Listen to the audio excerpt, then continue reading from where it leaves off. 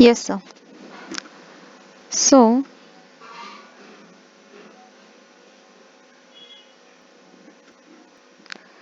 now we will discuss the cost management technique, mnemonic tricks.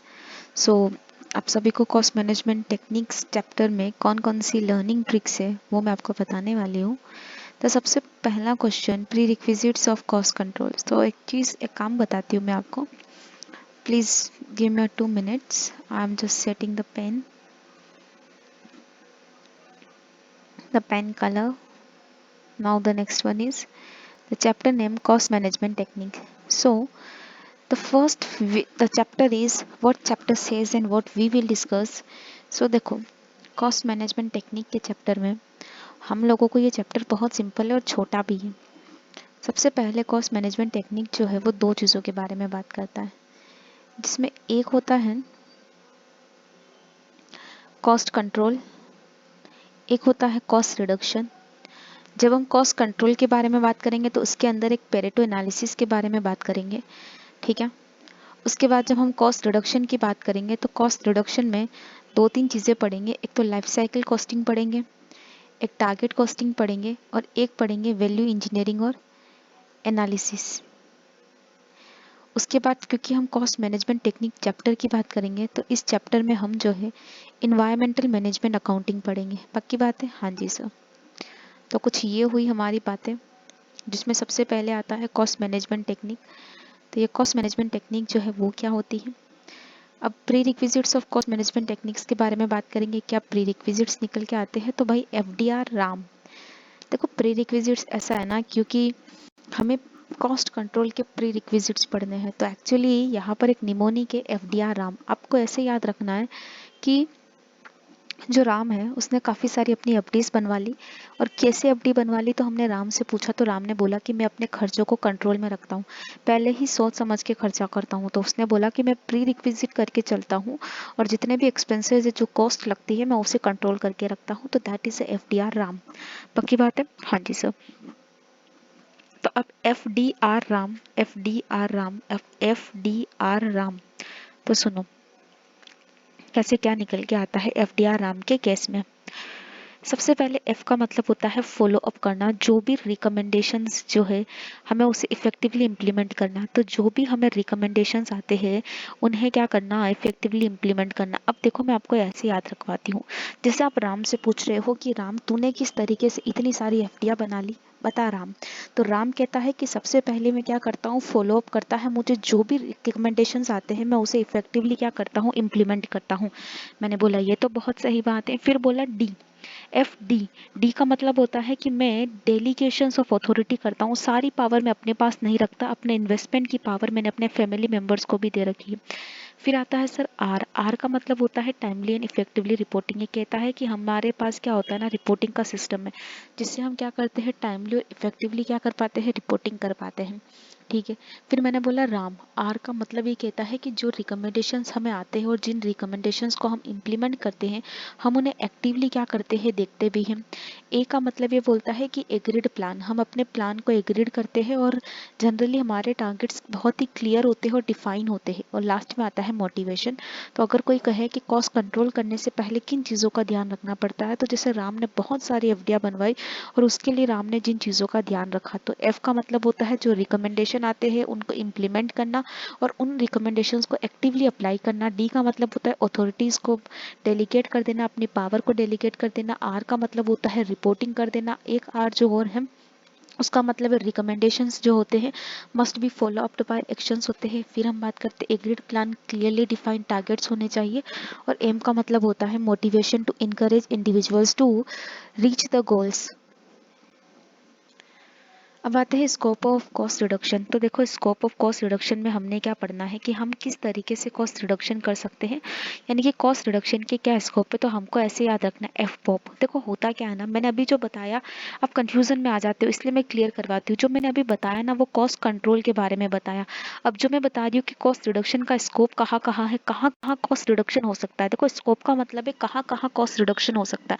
मतलब आप राम से पूछ रहे हो कि राम तू बता तेने कहाँ कहाँ जो है वो कॉस्ट कट करी, तो बोले कि मैंने जब अपने बच्चों की शादी करवाई तो मैंने पता है क्या किया, मैंने बोला क्या किया बता, बोले मैंने जो है वो इंडियन बॉलीवुड डांसर्स नहीं बुलवाए थे, मैंने एफ पॉप बुलवाया। मैंने बोला पॉप, बोले ये फॉरेन का इंटरनेशनल ग्रुप है लेकिन हमारे इंडिया में बहुत सस्ता पड़ता है, फिर ये भगवान ये इनको बुलाना।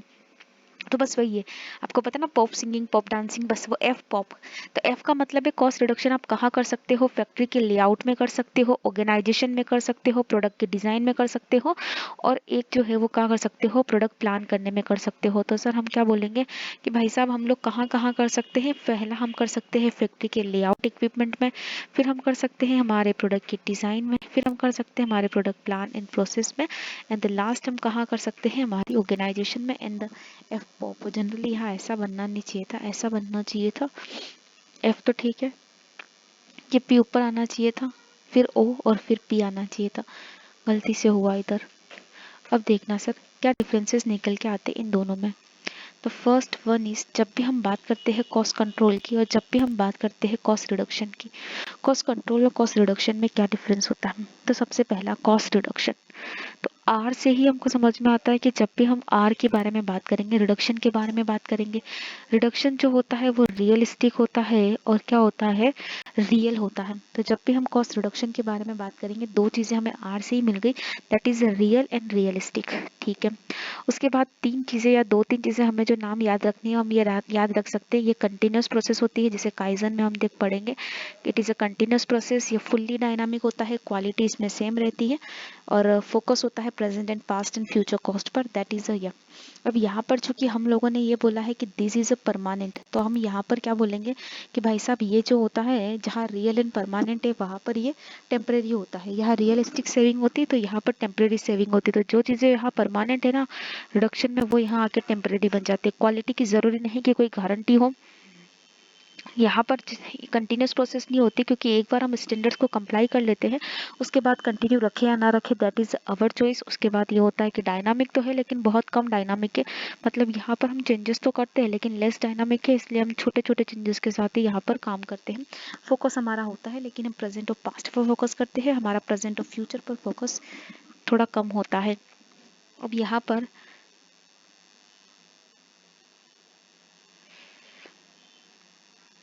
चूंकि हम जब बात करते हैं कॉस्ट रिडक्शन के बारे में, तो इसका एक अच्छा सा एग्जांपल इन्होंने बोल रखा है कि लीन सिस्टम, यानी कि जब भी हम रिडक्शन वाले बातें करते हैं ना, तो लीन सिस्टम जो चैप्टर है ना उसकी याद आनी चाहिए कि कैसे कंटिन्यूस प्रोसेस होता है फुल्ली डायनामिक एनवायरनमेंट में, कैसे हम इसको यूज कर सकते हैं, कौन कौन से टेक्निक से क्या होता है। लेकिन जब हम बात करते हैं कॉस्ट कंट्रोल के बारे में, तो हम स्टैंडर्ड कॉस्टिंग के बारे में बात करते हैं। जैसे हमने सोच लिया था कि तुम्हें सिर्फ मटेरियल 10 kg लगना था एक यूनिट के लिए, तो 10 kg से ज़्यादा क्यों लगा, क्या रीज़न रहा जो ज़्यादा लगा, दैट इज़ ऑल जहाँ हम स्टैंडर्ड कॉस्टिंग और बजटिंग कॉस्टिंग की बात कर सकते हैं, दैट इज़ एग्जाम्पल। तो ये और मैंने इसको एक्सप्लेन कर रखा है बड़ा सा, लेकिन वो छोटे 5 पॉइंट इनफ हो जाते हैं। फिर जो एक चैप्टर में आता है that is a target costing. क्या बोलती है टारगेट कॉस्टिंग, ये बोलता है कि एक स्ट्रक्चर्ड अप्रोच हो। हमारे यहाँ क्या होता है ना, स्ट्रक्चर फॉलो होता है, ठीक है। तो ये बोलता है कि भाई साहब हम एक स्ट्रक्चर अप्रोच है, तो हमें यहाँ पर एक डेफिनेशन में ये तो याद रखना है कि that is a structured approach, ठीक है। अब चूंकि ये स्ट्रक्चर्ड अप्रोच है, हम इस स्ट्रक्चर्ड अप्रोच में क्या डिटरमाइन करते हैं, हम इसमें कॉस्ट को डिटरमाइन करते हैं, कॉस्ट को डिटरमाइन करते हैं। तो मैंने क्या बोला, एक स्ट्रक्चर्ड अप्रोच जहाँ तुम क्या करते हो, कॉस्ट को डिटरमाइन करते हो और तुम प्रॉफिटेबिलिटी के बारे में सोचते हो, डिजायर लेवल ऑफ प्रॉफिटेबिलिटी के बारे में सोचते हो, वो भी एक एंटिसिपेटेड सेलिंग प्राइस में। तो 3 word is most important words in the,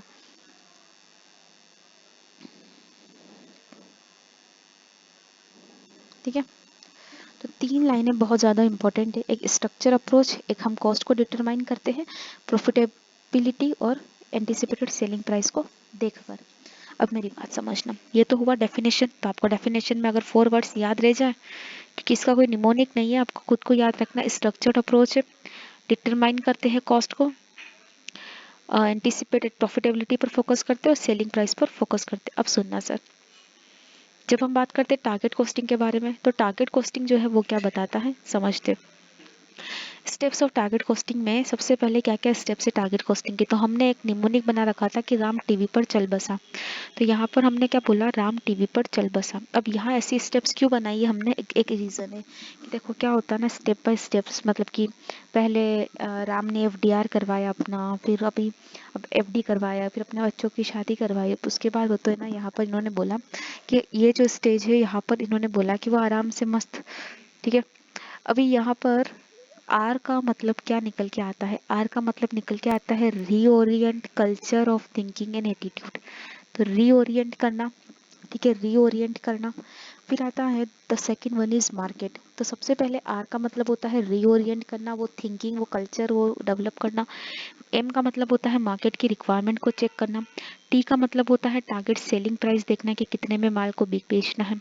we का मतलब होता है वॉल्यूम, तो that is a target price, ठीक है, volume of the product. P का मतलब होता है प्राइस, तो price of the product, sorry profit of the product, price तो ऊपर हो गई, profit of the product. Cost, C मतलब टोटल कॉस्ट ऑफ प्रोडक्ट, तो ये सी। उसके बाद सी का मतलब बताया, उसके बाद बिटवीन द टारगेट कॉस्टिंग, तो यहाँ पर क्या एस्टेब्लिशमेंट होता है वो, ठीक है। बी का मतलब यहाँ पर उसके बीच में क्या डिफरेंस है। ए का मतलब होता है कि ऑल्टरेशन, कोई ऑल्टरनेटिव्स है क्या, मॉडल और गैप के बारे में बोला, that is a target costing. अब आता है प्रिंसिपल्स ऑफ टारगेट कॉस्टिंग। अगर आपसे कोई कहे कि what is the principles of target costing, तो प्रिंसिपल्स जो है वो इटसेल्फ टारगेट ही है। प्रिंसिपल जो है वो इटसेल्फ टारगेट ही है। अब ऐसा क्यों कि प्रिंसिपल इटसेल्फ टारगेट है, सुनना। टी मतलब क्या होता है बताओ, टी का मतलब होता है टारगेट सेलिंग प्राइस। ए का मतलब क्या होता है सर, एग्री करना, अटेंशन करना to all stage of the value chain. Sir T का मतलब तो तुम्हारा टारगेट सेलिंग प्राइस हो गया। ए मतलब क्या होता है, अटेंशन, आपको हर जगह क्या करना पड़ेगा, ध्यान देना पड़ेगा। प्रिंसिपल जो होता है वो हर जगह ध्यान देता है। आर का मतलब होता है रेवेन्यू, यानी कि रिडक्शन, सॉरी आर का मतलब होता है कि रिडक्शन इन कॉस्ट। जी का मतलब होता है ग्राहक, हमारा कस्टमर। ई का मतलब होता है कि हमें वैल्यू इंजीनियरिंग पर फोकस करना, और टी का मतलब होता है सर हमारा टीम वर्क। तो याद रखना कि अगर प्रिंसिपल के टारगेटिंग पूछ ले, तो मैं प्रिंसिपल्स ऑफ टारगेट कॉस्टिंग पूछ ले, तो टी का मतलब होता है टारगेट सेलिंग प्राइस जो हम सेट करते हैं। ए का मतलब होता है अटेंशन करना, ऑल वैल्यू चेन एनालिसिस करना वहां पर। आर का मतलब होता है किस तरीके से कॉस्ट को हम रिड्यूस कर सकते हैं। जी का मतलब होता है हमारे कस्टमर्स की क्या रिक्वायरमेंट है। ई का मतलब है हमारा प्रोजेक्ट इंजीनियरिंग, और टी का मतलब होता है सर हमारा टीम वर्क। अब आ जाओ, तो यहाँ पर मैं एक बार, वैसे भी मैंने यहाँ बता रखा है, टी, ए, आर, ग्राहक मतलब कस्टमर, इंजीनियरिंग, डिज़ाइन, और ये टीम वर्क, पक्की बात है। अब आता है pros and cons of target costing. So क्या क्या फ़ायदे हैं, क्या प्रोज है और क्या कौन से टारगेट कॉस्टिंग के। देखो प्रोज की बात करते हैं, मैंने बोला कहीं ना कहीं प्रोज के बारे में बात करें तो पीसीओ जो होता है ना, जब कोई भी चीज़ आती है, जैसे पीसीओ आया सबसे पहले, जो टेलिंग बूथ होते हैं वो आया, तो वो टेलिंग बूथ ने हमें सपोर्ट ही किया। उस टेलिंग बूथ के बहुत ही आज मोबाइल आए, फिर स्मार्टफोन आ गए, और आज तो हम लोग बहुत ही एडवांस टेक्नोलॉजी में जा चुके हैं। तो कहीं ना कहीं जो प्रोज आया ना, वो पीसीओ से आया। पीसीओ ने क्या करी, वैल्यू ऐड करी है मार्केट की लाइफ में। तो बस पीसीओ का मतलब होता है पी, यानी कि अगर टारगेट कॉस्टिंग लगाया तो प्रोडक्ट में इनोवेशन आएगा। सी का मतलब है कहीं ना कहीं कन्वर्टेड होगा, हम रियलिस्टिक सेविंग कर पाएंगे। और ओ मतलब ये प्रोएक्टिव होता है, ओ मतलब ये कहीं ना कहीं प्रोएक्टिव होता है, वैल्यू एडेड एक्टिविटीज पर हमारा फोकस गया। मार्केट एक्सपेंशन हमको मिला। और लाइफ का मतलब होता है सर हमने प्रोडक्ट की लाइफ को इन्हांस किया, हमने प्रोडक्ट की लाइफ को इन्हांस किया। तो I think that is all okay. हमने क्या बोला, हमने प्रोडक्ट इनोवेशन के बारे में बोला, हमने कन्वर्टेड इनटू रियलिस्टिक सेविंग्स के बारे में बोला, हमने प्रोएक्टिव अप्रोच के बारे में बोला, हमने वैल्यू एडेड एक्टिविटीज के बारे में बोला, इन्हांस करने को बोला प्रोडक्ट की लाइफ को, ठीक है। मार्केट मतलब लाइफ मतलब प्रोडक्ट की लाइफ को इन्हांस करना। और मार्केट ड्रिवन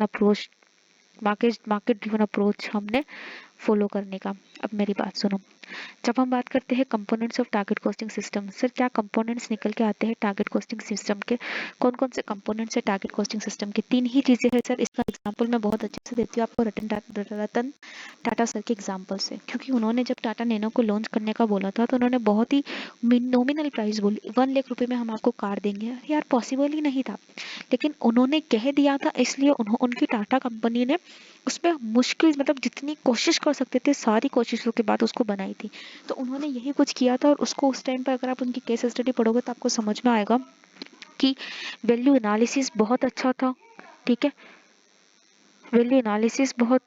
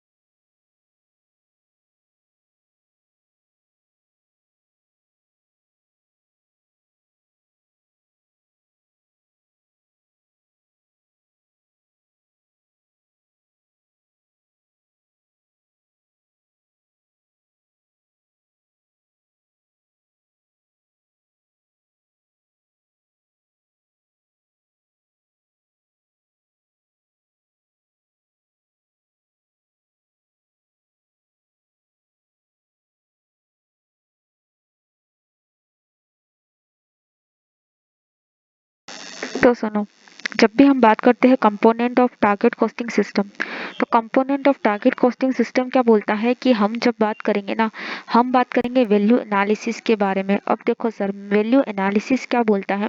वैल्यू एनालिसिस, जब हम किसी एनालिसिस के बारे में बात करते हैं तो एनालिसिस हमें कहता है कि दैट इज अ प्लान और स्पेसिफिक अप्रोच है। सर जब हम भी बोलते वैल्यू एनालिसिस के बारे में बात करते हैं तो वैल्यू एनालिसिस जो है वो प्लान एंड स्पेसिफिक अप्रोच होती है। ये प्लान एंड स्पेसिफिक अप्रोच होती है जहाँ पर हम रिव्यू करते हैं मटेरियल के कंपोनेंट का, प्रोडक्ट के डिजाइन का।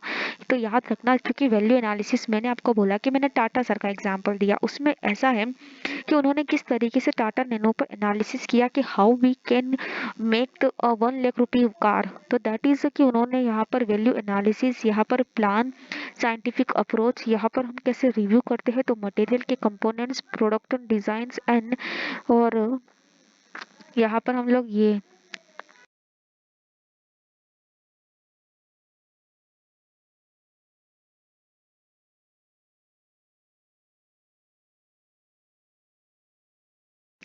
यहाँ पर ये क्या बोलता है, मॉडिफिकेशन एंड इम्प्रूवमेंट्स के बारे में बात करते हैं। मैंने क्या बोला, वैल्यू एनालिसिस एक प्लान, एक साइंटिफिक अप्रोच होती है जो कहीं ना कहीं रिव्यू करती है मटेरियल कंपोनेंट्स पर और प्रोडक्ट की डिजाइन पर। यहाँ मॉडिफिकेशन एंड इम्प्रूवमेंट्स आते हैं।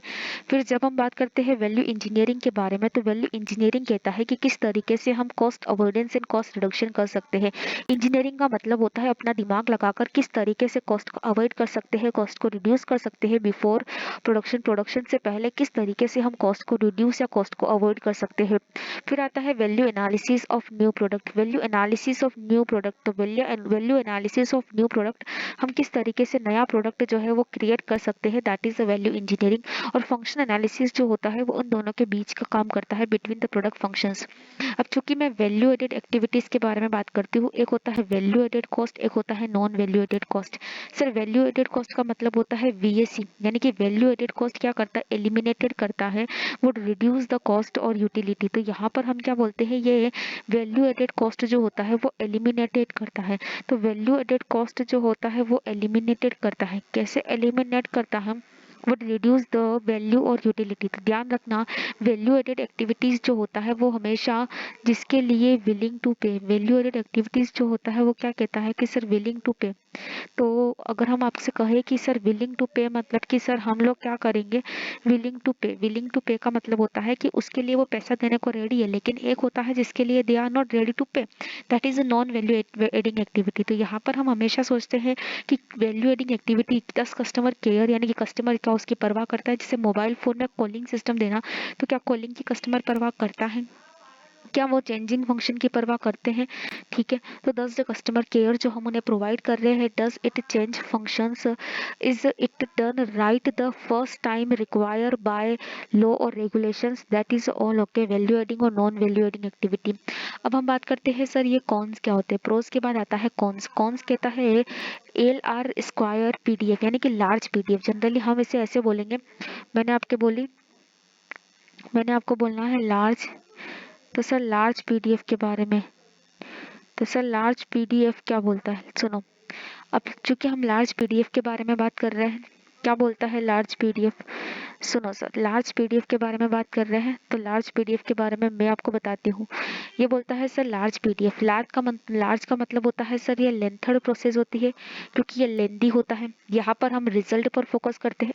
देखो result in in figure pointing, result in figure pointing, the large amount of cost cutting can result in figure pointing in various part of the company.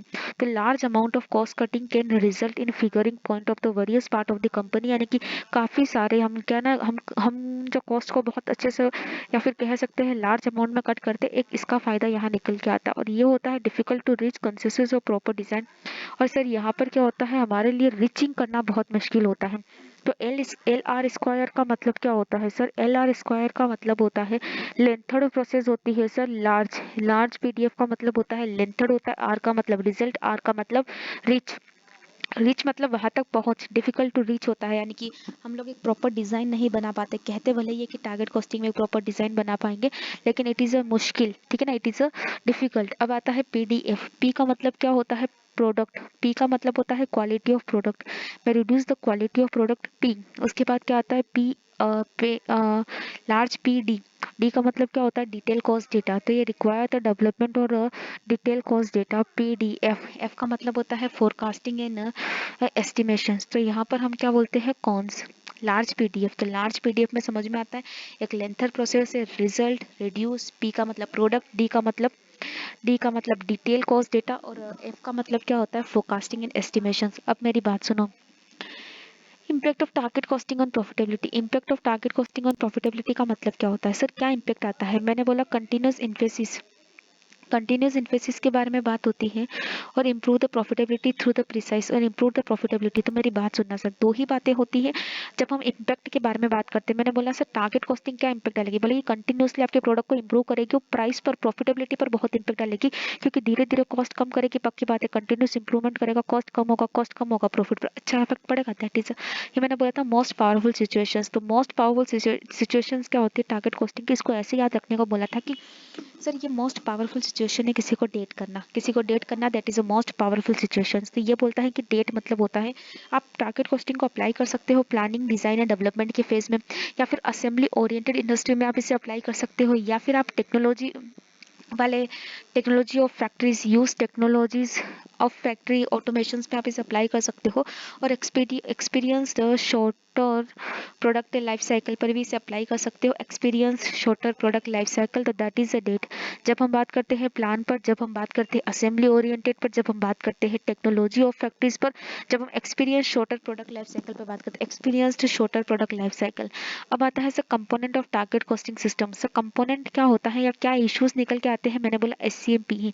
Sir target costing system के क्या components होते हैं, या फिर मैं बोलूँ क्या issues निकल के आते हैं एससीएमपीई में, तो आप बोलोगे सर एससीएमपीई खुद एक इश्यूज होते हैं। तो यहाँ पर आता है कि क्या हमें सब्स्टिट्यूट मिल सकता है, क्या हमें कोई कंबाइन स्टेप मिल सकती है, दोनों को मिक्स करके एक बना लिया जाए, क्या हम मिनिमाइज कर सकते हैं डिजाइन को किसी तरीके से, क्या हम प्रोडक्ट को बेटर बना सकते हैं, हमारी मैन्युफैक्चरिंग प्रोसेस हम अच्छी कर सकते हैं, या फिर हम लोग जो है एलिमिनेट कर सकते हैं क्या functions from the product process, क्या हम किसी फंक्शन को एलिमिनेट कर सकते हैं क्या। तो मैंने बोला कि सर यहाँ पर हम लोगों को जो है एससीएमपी पर फोकस करना है। इशू का होता है, एक होता है सब्स्टिट्यूट, एस का मतलब होता है सब्स्टिट्यूट, एस का मतलब होता है सब्स्टिट्यूट, सी का मतलब होता है कंबाइन, एम का मतलब होता है मिनिमाइज करना, पी का मतलब होता है प्रोडक्ट को बेटर बनाना, और ई का मतलब होता है सर एलिमिनेट करना फंक्शंस को। तो ठीक है sir S C M P E, S का मतलब होता है सब्स्टिट्यूट करना, सी का मतलब होता है कंबाइन करना, एम का मतलब होता है मिनिमाइज करना, पी का मतलब होता है प्रोडक्ट को बेटर बनाना, और ई का मतलब होता है eliminate the functions from the product process. ठीक है सर।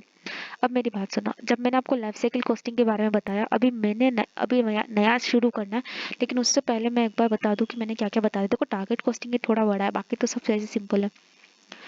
कैसे बड़ा है तो देखो, चैप्टर कहाँ से शुरू हुआ था, सबसे पहले जो चैप्टर शुरू हुआ था जिसकी स्टार्टिंग हमने यहाँ से करी थी कि कैसे हम कॉस्ट कंट्रोल कर सकते हैं और कैसे हम कॉस्ट रिडक्शन कर सकते हैं। फिर मैंने इन दोनों के बीच में डिफरेंस बताया, ये पूरा पेज हमने डिफरेंस का अच्छे से अलग से ऐड किया था। फिर टारगेट कॉस्टिंग का जैसे चैप्टर लिया, हमने सबसे पहले डेफिनेशन को डिफाइन किया, फिर हमने बोला कि यार नहीं स्टेप्स क्या होती है, स्टेप्स पता करी तो फिर प्रिंसिपल्स पता कर लिए, प्रिंसिपल्स हुए नहीं हुए, हमने प्रोज एंड कॉन्स बता दिए, प्रोज एंड कॉन्स बताने के बाद हमने देख लिया कि नहीं टारगेट कॉस्टिंग के ये कंपोनेंट्स हैं। तो टारगेट कॉस्टिंग के 3 कंपोनेंट्स बता दिए, वैल्यू और नॉन वैल्यू एडिंग एक्टिविटीज बता दी। जैसे हम इसमें आगे आए, हमने कॉन्स प्रोज डिस्कस किया, तो कॉन्स भी डिस्कस किया, इसके इम्पैक्ट को डिस्कस किया, मोस्ट पावरफुल सिचुएशंस को डिस्कस किया। तो वो कंपोनेंट्स ऑफ टारगेट कॉस्टिंग मैंने ऊपर बता दिया। तो प्लीज आप एक काम करो, इसको कट कर दो, क्योंकि ये अब किसी काम का नहीं है। तो ये आपने कट कर देने का है, ये आपने कट कर देने का है। अब मेरी बात सुनो सर, यहाँ पर आपने ये कट मारा, उसके बाद मैंने आपको बोला था कि इश्यूज जो एससीएमपीई रियलाइज करती है, यानी कि टारगेट कॉस्टिंग में जो इश्यूज होते हैं वो होता है सब्स्टिट्यूट, कंबाइन, मिनिमाइज करना, पी का मतलब होता है प्रोडक्ट को बेटर बनाने के लिए, ई का मतलब होता है एलिमिनेट करना फंक्शंस को, ये जो होता है वो दिक्कत होता है। फिर हमने लाइफ कॉस्टिंग के बारे में बात करनी। लाइफ कॉस्टिंग के 4 फेज होते हैं, इंट्रो, ग्रोथ, मैच्योरिटी और डिक्लाइन। यहाँ पर characteristics of product life cycle में क्या आता है, तो हमने कैरेक्टरिस्टिक्स में एक निमोनिक बनाया था कि भाई वंस प्लेस फॉर एक्टिव, हम किसी की एक्टिवनेस को चेक करें, जैसे हम नहीं कहते कि भाई लाइफ साइकिल कॉस्टिंग में हम किसी पर्सन की लाइफ को चेक करें, तो हम क्या बोलते हैं डॉक्टर को, जब डॉक्टर चेकअप करता है तो बोला आप एक्टिवली बैठिए, हम आपको चेक कर रहे हैं। तो वंस प्रेस फॉर एक्टिव, एक दबाइए एक्टिव होने के लिए, और बाद में क्या कीजिए, फाइनली फिशेस कम। तो एक गेम है, आप ऐसे समझ सकते हो कि अगर आप प्रेस करेंगे ना वन, तो आप जो है ना वो क्या कर पाएंगे, आप फिशेस को देख पाएंगे, फाइनली आप फिशेस को सी कर पाएंगे लाइक दिस। तो सबसे पहले वंस, वन का मतलब होता है अपॉर्चुनिटी एंड थ्रेट जो होती है, जो कैरेक्टर्स ये कहता है कि भाई लाइफ साइकिल कॉस्टिंग जो है, जब आप कहते हो ना लाइफ साइकिल कॉस्टिंग के बारे में, तो लाइफ साइकिल कॉस्टिंग भी हमें ये कहती है कि भाई,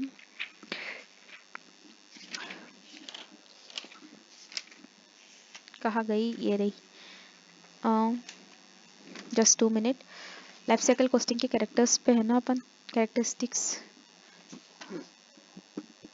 हाँ जी सर। तो कैरेक्टरिस्टिक्स कहता है कि each stage of product life cycle process different threads and opportunity that give rise to different stage actions. ये बोलता है कि सर ये देखो, थोड़ा सा यहाँ समझने की कोशिश करना, ये इंट्रोडक्शन स्टेज है, ये फिर ग्रोथ की स्टेज है, फिर ये मैच्योरिटी की स्टेज है, फिर ये डिक्लाइन की स्टेज है, और यहाँ हर एक एक स्टेज पर आप ऐसे कह सकते हो कि हर एक एक स्टेज पर अलग अपॉर्चुनिटी है और एक अलग थ्रेट है, ठीक है, एक अलग अपॉर्चुनिटी, एक अलग थ्रेट है, ठीक है। फिर आता है प्रेस। प्रेस का मतलब होता है प्रोडक्ट का एक्सटेंशन और मार्केट का एक्सटेंशन, फाइंडिंग न्यू यूजेस चाहे वो मार्केट या प्रोडक्ट के एक्सटेंशन को लेकर हो, और getting the present users to increase their consumption में extend the life of the product. तो यहाँ पर क्या फोकस किया गया कि हम जो है प्रोडक्ट के एक्सटेंशन और मार्केट के एक्सटेंशन पर फोकस करते हैं कि किस तरीके से हम उन्हें बढ़ाते हैं, यानी कि हर एक स्टेज या नया मार्केट ढूंढना, नया प्रोडक्ट एक्सपांशन करना, तो हम प्रोडक्ट के एक्सटेंशन और मार्केट के एक्सटेंशन पर बात करते हैं। Average cost and profit per unit.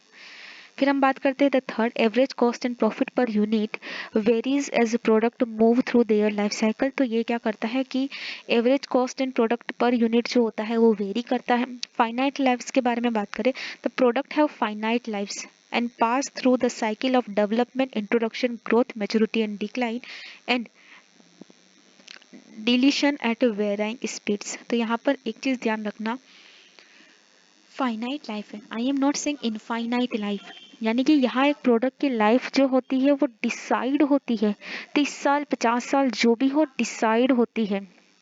Different functional emphasis, different functional emphasis. फिर आता है benefit of product life cycle costing. Benefit of product life cycle costing, तो याद रखना ये, अच्छा सॉरी, ये तो अभी अलग से टॉपिक है बेनिफिट, तो आप याद रखना कि हम बात कर रहे हैं कैरेक्टरिस्टिक्स के बारे में। कैरेक्टरिस्टिक्स कहता है कि भाई साहब वंस यानी कि अपॉर्चुनिटी एंड थ्रेट्स, प्रेस करने का मतलब होता है प्रोडक्ट का एक्सटेंशन एंड मार्केट का एक्सटेंशन, एक्टिव का मतलब होता है average cost and profit unit पर वेरीज, एंड फिर आता है फाइनली फिशेस। फाइनली का मतलब होता है फाइनाइट लाइफ्स, और फिर फिशेस का मतलब यहाँ पर मैंने फंक्शन इन्फेसिस के बारे में बताया, ये समझा। अब आता है benefit of product life cycle. Sir benefits में क्या होता है कि बहुत सारे, देखो बेनिफिट्स का मतलब होता है लॉट्स ऑफ, लॉट्स ऑफ का मतलब होता है लॉन्ग टर्म रिवॉर्डिंग। तो जब भी मैं आपको बेनिफिट के बारे में बताऊं कि देखो लाइफ साइकिल कॉस्टिंग का बेनिफिट होता है लॉन्ग टर्म रिवॉर्डिंग, हमें पता होता है ना हम कमा के निकल जाएंगे, वैसा है। तो यहाँ पर मैंने हिंदी में लिखा हुआ था कि बहुत सारे प्रचंड साधु पब्लिक को क्या कर रहे हैं, टिकट बांट रहे हैं, या पब्लिक को टिकट बांट रहे हैं। तो बहुत सारे प्रचंड साधु, बहुत सारे मतलब lots of, long term rewarding.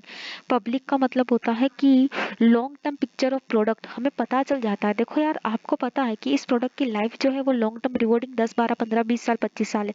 एक माइंड में पिक्चर क्लियर हो जाए कि long term picture of product, ठीक है, प्रॉफिटेबल टाइम क्या होगा वो भी पता लग जाएगा। Earlier action to generate revenue और लोअर कॉस्ट, हम अर्लियर एक्शन ले पाएंगे।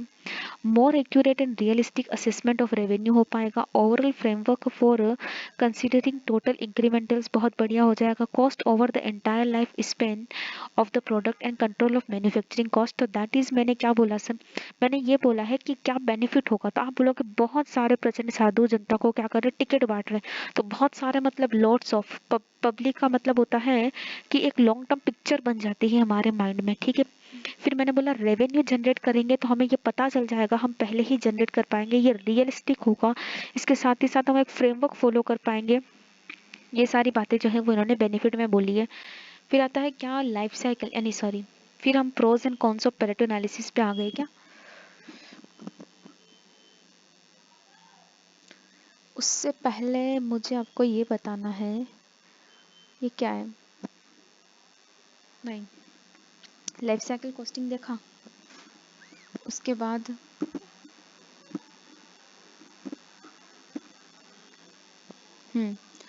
अच्छा, एक पेज ऊपर नीचे हो गया,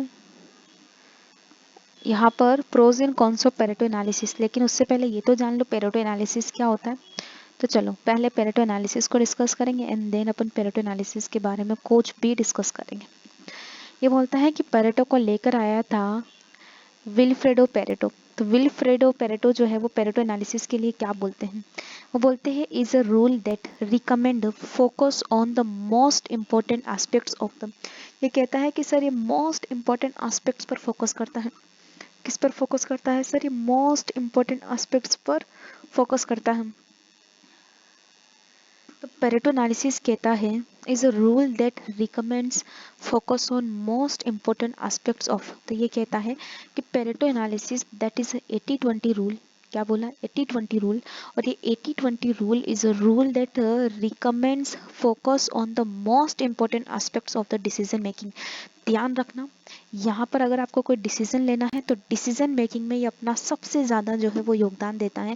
Pareto analysis 80-20 rules, the rules हमें रिकमेंड करता है focus on the most important aspects of decision making, most important aspects of decision making, ठीक है ना, most important aspects of decision making पर फोकस करता है।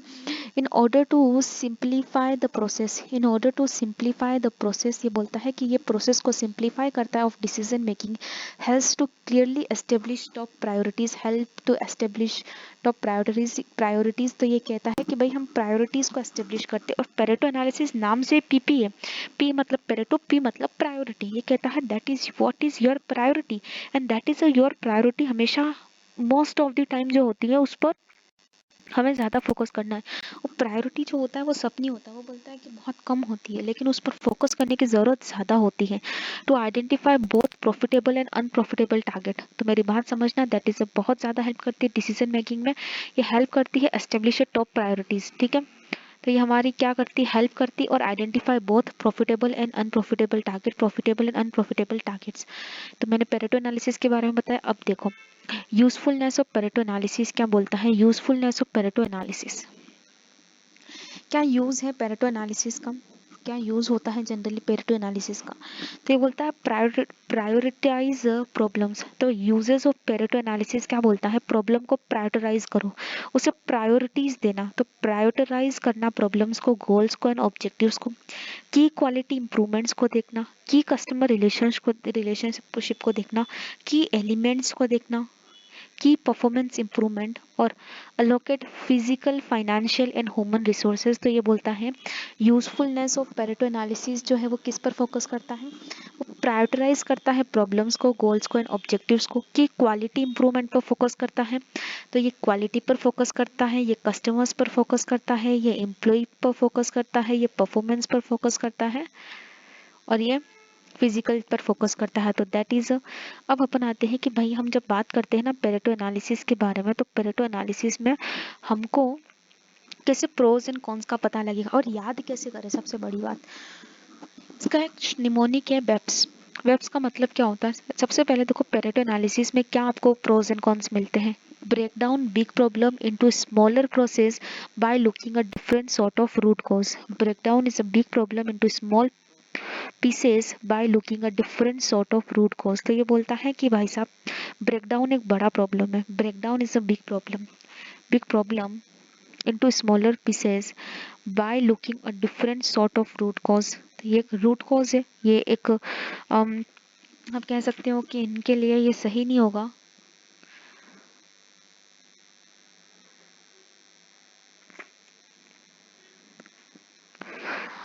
तो हमने क्या बोला सर? वेब्स के बारे में बोला। क्या बोला? Break down big problem into smaller pieces by looking at different sort of root cause. तो Pareto analysis is a control mechanism.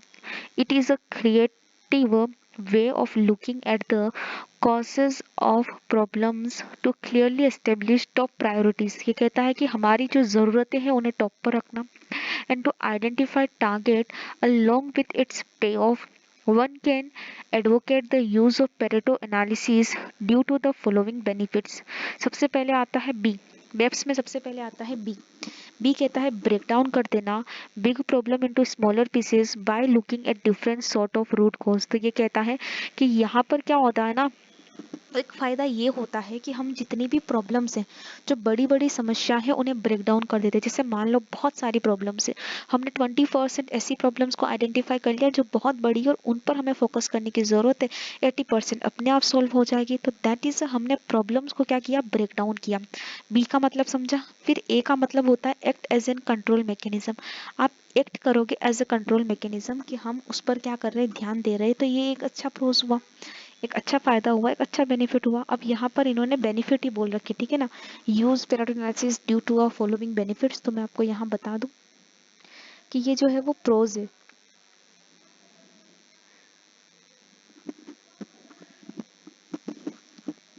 तो पहला मैंने बताया ब्रेकडाउन एक बिग प्रॉब्लम है, act as an control mechanism बताया। अब आता है पी, प्रायोरिटाइज करना, where to focus and apply efforts. Where to focus and apply efforts, कहाँ हमें फोकस करना चाहिए, कहाँ हमारे एफर्ट्स लगने चाहिए। और एस का मतलब होता है स्केयर रिसोर्सेज। तो ध्यान रखना हम लोग अच्छे से यूज कर पाते हैं स्केयर रिसोर्सेज का, ensure optimal use of square resources. तो इसके यही फायदे होते हैं कि सर हम लोग ब्रेकडाउन को, बिग प्रॉब्लम है उसको हम क्या कर पाते हैं, स्मॉल पीसेस में कन्वर्ट कर पाते हैं। हम लोग क्या कर पाते हैं, एक्ट कर पाते हैं एज अ कंट्रोल मैकेनिज्म की तरह। हम प्रायोरिटाइज कर पाते हैं, where to focus and apply efforts, prioritize करना। और एस हम स्केर्सिटी ऑफ रिसोर्सेज जो होते हैं उसका ऑप्टिमम यूज कर पाते हैं, प्रायोरिटाइज कर पाते हैं, हम एनालिसिस कर पाते हैं, मतलब एक्ट कर पाते हैं। और हम बी का मतलब ब्रेकडाउन, बिग प्रॉब्लम जो होती है उसको स्मॉलर पीसेस में कन्वर्ट कर देते हैं। फिर आता है एप्लीकेशंस, ये कहाँ लगता है। अगर मैं आपसे कहूँ पेरेटो कहाँ लगता है तो आप क्या कहेंगे, आप कहेंगे एप्लीकेशन जो है वो कैप क्वेश्चन है। अब आप मुझसे कहेंगे कि भाई एप्लीकेशन ऑफ पेरेटो एनालिसिस, तो ध्यान रखना एप्लीकेशन ऑफ पेरेटो एनालिसिस से कहता है कि मैं कहाँ कहाँ लग सकता हूँ। ए का मतलब एप्लीकेशन और ए का मतलब ही कैप, ठीक है। तो आप ए एप्लीकेशन नाम से लग रहा है, देखो ए उठा लो एप्लीकेशन का, फिर आप एप्ली पी उठा लो, फिर आप के उठा लो, एप्लीकेशन क्वेश्चन।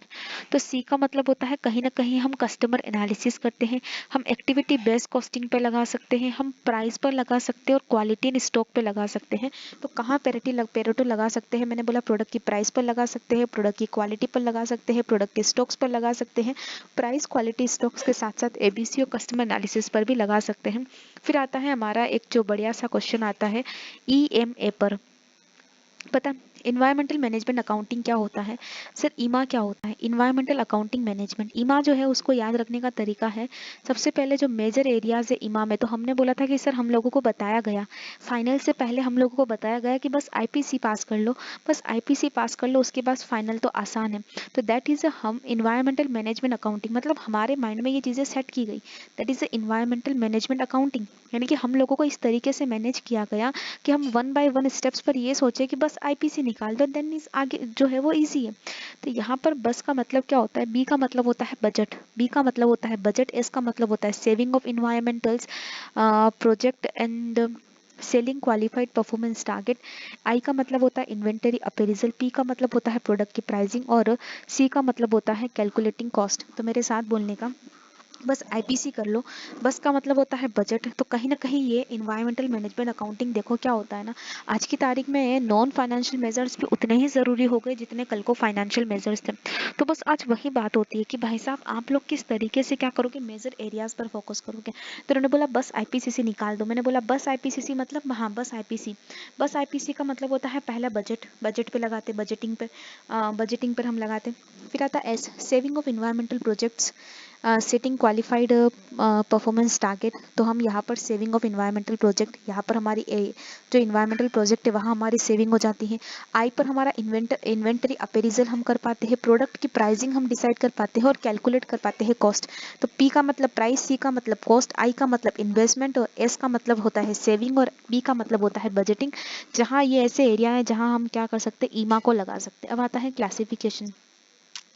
सर यूएस ने क्या बोला था, इन्वायरमेंटल प्रोटेक्टिंग एजेंसी, एक यूएस की इन्वायरमेंटल प्रोटेक्टिंग एजेंसी है, वो जनरली इस कॉस्ट को 4 तरीके से देखती है, ठीक है ना। वो बोलती है कि पीसीसीआर होता है, मैंने बोला पीसीसीआर, बोले कि पी का मतलब होता है पोटेंशियल हिडन कॉस्ट, जो हमें दिखती नहीं है। सी का मतलब होता है कंटिंजेंट कॉस्ट, जो भी हमें नहीं दिखती। एक सी का मतलब होता है कन्वेंशनल कॉस्ट, जो भी हमें नहीं दिखती। एक होता है relationship and corporate image cost, corporate image cost, corporate image cost. तो चार बोलने मैंने बोला। एक बोला पी का मतलब पोटेंशियल हिडन कॉस्ट, सी का मतलब कंटिंजेंट, कन्वेंशनल और relationship and corporate image cost. तो ध्यान रखना पीसीसीआर क्या बोलता है। पी का मतलब होता है पोटेंशियल हिडन कॉस्ट, पीसीसीआर का मतलब पोटेंशियल हिडन कॉस्ट। सी का मतलब होता है कंटिंजेंट, कन्वेंशनल। आर का मतलब होता है relationship and corporate image cost. तो सर पीसीसीआर का मतलब होता है पोटेंशियल हिडन कॉस्ट, पी का मतलब होता है पोटेंशियल हिडन कॉस्ट, सी का मतलब होता है contingent cost, conventional cost, relationship and corporate image cost. तो सर पीसीसीआर का मतलब होता है potential hidden cost, potential hidden cost. P का मतलब होता है पोटेंशियल हिडन कॉस्ट, सी का मतलब होता है कंटिंजेंट, सी का मतलब होता है कन्वेंशनल और आर का मतलब होता है relationship and corporate image cost. पक्की बात है। तो भैया आपको याद रखना है पीसीसीआर, पी का मतलब होता है पोटेंशियल हिडन कॉस्ट, जो हिडन होती है, जो छुपी हुई कॉस्ट होती है। फिर सी का मतलब कंटिंजेंट, जो आपने अपने अकाउंट्स में पढ़ा है। फिर कन्वेंशनल होती है और एक होती है कॉर्पोरेट और रिलेशनशिप इमेज कॉस्ट। फिर आ जाओ आगे। पेरेटो मैंने आपको बता दिया, कॉस्ट मैंने आपको ईमा बताया।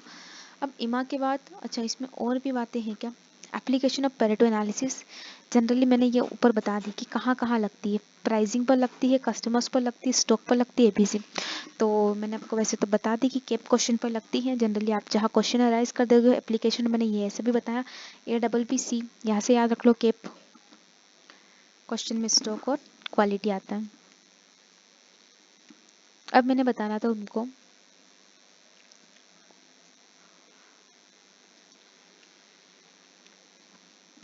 प्रोज क्या थे वो बता दिए ना।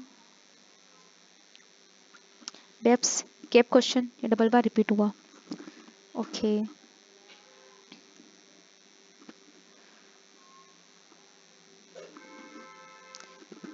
अब आता है ईमा। ईमा ये डबल बार रिपीट कैसे हुआ, ये भी मैंने वापस लिखवा दिया क्या।